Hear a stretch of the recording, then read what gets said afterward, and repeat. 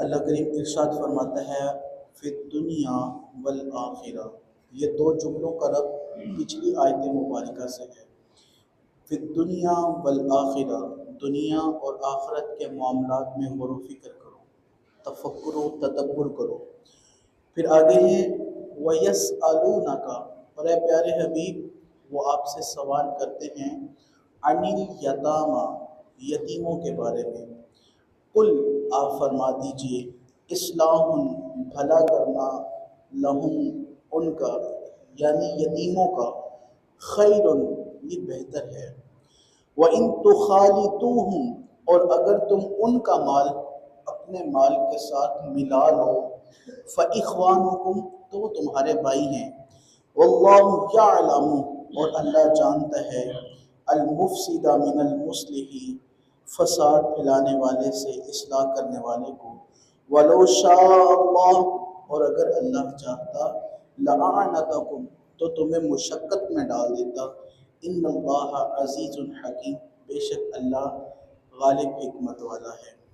عزیزان گرامی کے در، آیت مبارکہ نازل ہوئی تھی ان الذین یأکلون اموال الیتامی ظلما، کہ یتیموں کا مال کھانے والے اپنے پیٹ میں جہنم کی آگ بھرتے ہیں۔ اب یہ معاملہ اس طرح تھا کہ جو یتیم کسی کی کفالت میں تھے، اب انہوں نے جب یہ آیت مبارکہ نازل ہوئی تو یتیموں کا مال جدا کر دیا، اپنا کھانا الگ بناتے اور جو یتیموں کا کھانا تھا اس کو الگ بناتے۔ اب ہوتا یوں کہ جو یتیموں کا کھانا الگ بنایا جاتا وہ تھوڑا کھاتے، باقی جو بچ جاتا وہ ضائع ہو جاتا، خراب ہو جاتا۔ اب صحابہ کرام بڑی کشمکش میں تھے۔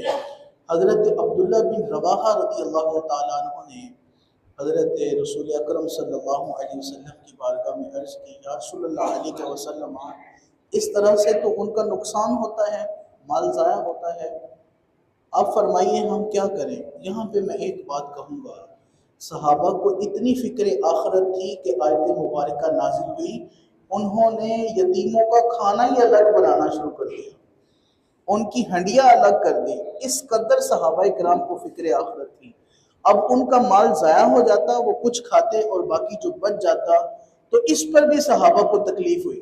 صحابہ نے نبی پاک صلی اللہ علیہ وسلم کی بارگاہ میں عرض کی، یا رسول اللہ علیہ وسلم، اب یہ جو مال ضائع ہو رہا ہے یہ تو ان کے کام میں نہیں ہے، یہ تو ان کا نفع نہیں ہے، ان کا نقصان ہے، تو اب کیا کریں؟ تو پھر یہ آیت مبارکہ نازل ہوئی، اے پیارے حبیب یہ آپ سے یتیموں کے بارے میں پوچھتے ہیں، آپ انہیں فرما دیجئے یتیموں کا بھلا کرنا بڑی نیکی ہے، یتیموں کے ساتھ چنگا کرنا، اچھا سلوک اختیار کرنا، یہ بڑی نیکی ہے۔ اور پھر فرمایا کہ تم ان کے کھانے کو اپنے کھانے کے ساتھ ملا سکتے ہو، وہ تمہارے بھائی ہیں۔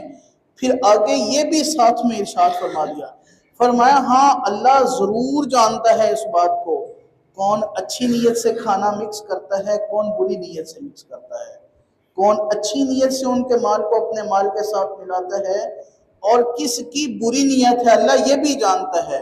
اور پھر فرمایا کہ اللہ چاہتا تو تمہیں مشقت میں ڈال دیتا، لیکن اللہ نے تم پر آسانی فرمائی۔ اور پھر فرمایا اللہ زبردست حکمت والا ہے۔ سامعین عزیز گرامی کے در، آج اگر قسمہ پرسی کا ماحول ہے، دیکھا جائے تو یتیموں کے ساتھ بڑی زیادتی ہوتی ہے، یتیموں کے ساتھ بڑا ظلم ہوتا ہے۔ بڑے بڑے لوگ میں نے دیکھے ہیں، بڑے بڑے تفاخر کرنے والے دیکھے ہیں، جب یتیموں کا معاملہ آتا ہے تو ان کا مال ہڑپ کر جاتے ہیں، ان کا مال کھا جاتے ہیں۔ بھائی یہ دنیا کا یہ تھوڑا سا عرصہ ہے، یہ گزر جائے گا، لیکن قیامت کے دن جو اس کا جواب دینا پڑے گا وہ بہت بھاری جواب ہوگا۔ اس لیے یتیموں کے بارے میں خیال کرنا چاہیے۔ یہاں تک شریعت نے حکم نافذ کیا ہے کہ ان کا مال اپنے مال میں نہیں ملانا، اگر خوف ہے، ڈر ہے کہ ان کا مال ضائع نہ ہو جائے تو پھر شریعت مطہرہ اجازت دیتی ہے کہ اچھی نیت سے یتیموں کا مال اپنے مال کے اندر ملا لو۔ نیت اچھی ہونی چاہیے، نیت مال ہڑپ کرنے کی نہیں ہونی چاہیے۔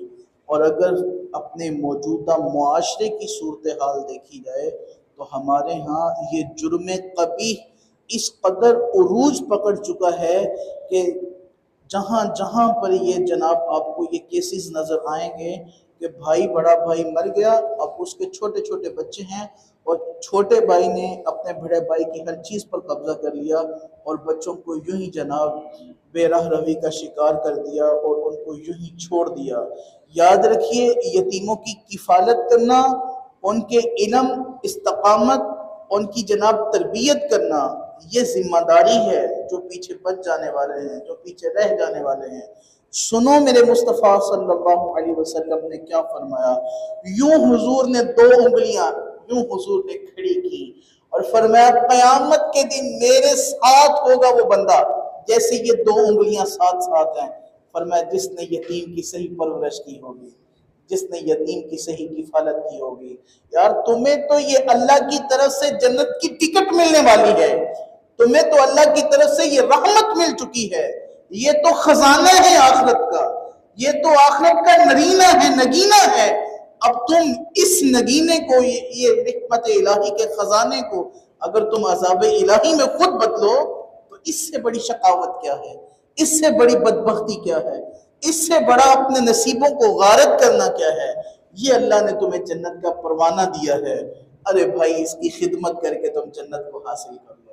یہ ہمارا معیار ہونا چاہیے، یہ سوچ ہونی چاہیے۔ یہاں تک شریعت کہتی ہے اگر کوئی صاحب استطاعت ہے تو اس کے لیے حکم یہ ہے کہ وہ یتیم کے سارے مال کو سائڈ پر کر دے، 1 روپیہ بھی خرچ نہ کرے، اور جو یتیم کی کفالت اور پرورش اور تعلیم و تربیت پر ہے وہ اپنی جانب سے پیسہ لگائے۔ شریعت یہاں تک کہتی ہے۔ اگر صاحب استطاعت نہیں ہے تو پھر شریعت یہ حکم دیتی ہے کہ تم اپنا مال اپنے پاس رکھو لیکن ان کے مال میں سے ان کی تربیت پر خرچ کرتے رہو۔ یہ بات یہاں پر ذہن نشین کر لیجئے۔ اور ایک اور بات کہ یتیم بچے کا مال آپ اس کی اجازت کے بغیر اپنے مال میں تصرف نہیں کر سکتے، خرچ نہیں کر سکتے۔ یہاں تک کہ فرض کیجئے اگر ایک صاحب فوت ہوئے اور اس کے چھوٹے چھوٹے بچے ہیں اور اس کے کل خانی کا ختم ہے یا دیگر معاملات ہیں تو اجازت نہیں ہے کہ اب وہ یتیموں کا مال ہے، آپ کل خانی کا ختم بھی یتیموں کے مال میں سے دلوائیں۔ یہاں تک شریعت مطہرہ نے جو ہے وہ سختی کا حکم فرمایا ہے۔ تو اللہ رب العزت کی بارگاہ میں دعا کرتے ہیں یا الہی ہم نے اس معاملے میں سوچ بچار کرنے کی توفیق عطا فرما، الہی ہمیں تقوی اختیار کرنے کی توفیق عطا فرما، پرہیزگاری اختیار کرنے کی توفیق عطا فرما، یتیموں کی صحیح طور پر تعلیم و تربیت کا اہتمام کرنے کی توفیق عطا فرما۔ آمین آمین بجاہ طہ و یاسین۔ الصلاۃ